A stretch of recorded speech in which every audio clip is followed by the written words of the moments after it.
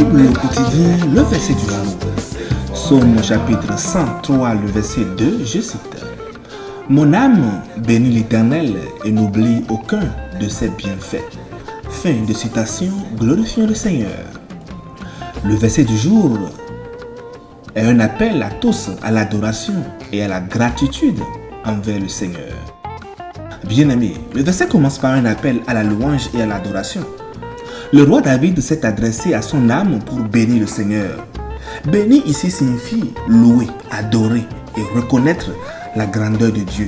C'est une action de grâce profonde et sincère envers le Créateur.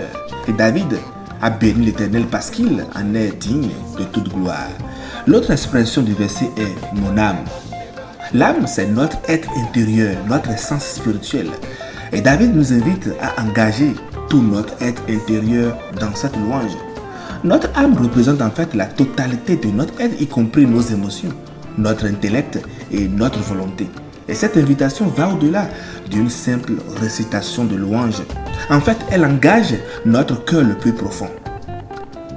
Le verset se termine par « n'oublie aucun de ses bienfaits ». C'est même ici que réside la véritable profondeur de ce verset. David nous exhorte à ne pas oublier les innombrables bienfaits de Dieu. Les bienfaits, en fait, il s'agit des bénédictions, des faveurs et des grâces que Dieu nous accorde. Nous sommes invités à réfléchir sur chaque acte de grâce, chaque bénédiction que Dieu a répandue sur nos vies. Ces bienfaits sont nombreux et méritent notre reconnaissance. Chers amis, j'aime beaucoup la chanson « Compte les bienfaits de Dieu » de Sébastien Temeret, car sur cette terre, nous serons toujours tentés ou découragés par les difficultés ou les épreuves de la vie. La réalité est que les bienfaits de Dieu sont toujours beaucoup plus grands qu'on ne le pense. Sur terre, nous aurons toujours tendance à considérer ce que l'on n'a pas. Un conjoint, un enfant, une maison, un travail, une promotion, une voiture. Nous pourrions plutôt considérer ce que l'on a comme les yeux pour voir, les poumons pour respirer, de quoi manger ou nous vêtir, de l'eau courante, de bonnes relations, la joie dans le cœur, etc. Quelqu'un a dit un jour: je me plaignais sans cesse de ne pas avoir de chaussures, jusqu'au jour où j'ai rencontré quelqu'un qui n'avait pas de pieds.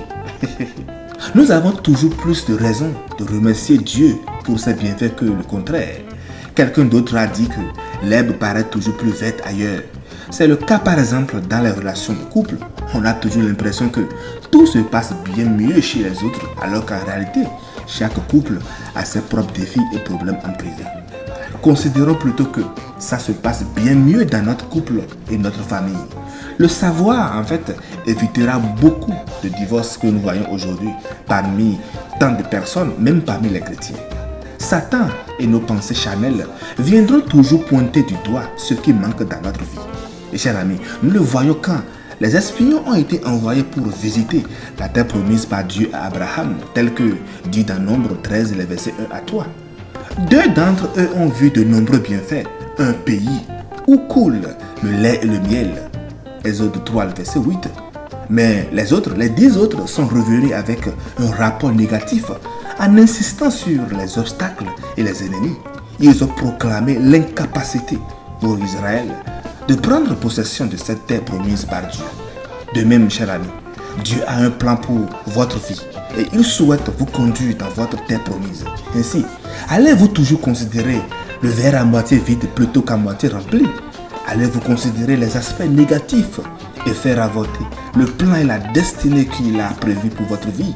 Ou bien, choisirez-vous de considérer toutes les bonnes choses que Dieu met devant vos yeux?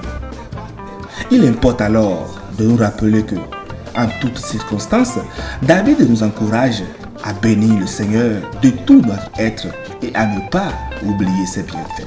Chers frères, chères sœurs, chaque jour, vois et réalise combien la bonté de l'Éternel pour toi est illimitée. Bonne méditation et fin de semaine bénie à toutes et à tous dans la paix du Christ. Alléluia.